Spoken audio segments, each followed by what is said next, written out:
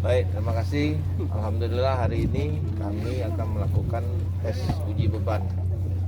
Pelaksananya adalah KKJT yang memang datang dari tim dari Jakarta, didampingi oleh guru besar di Palembang.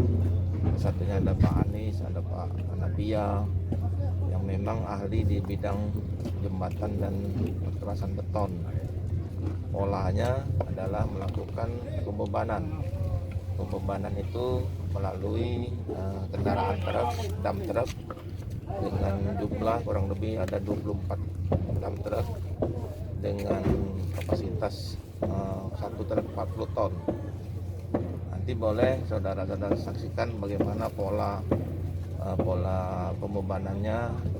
Di bentang tengah itu sudah dipasang elektrik manual dan sistem yang untuk pengecekan melalui komputer. Ada pergerakan kendaraan, mungkin formasinya yang berbeda sesuai dengan panjang bentang jembatan ini sendiri.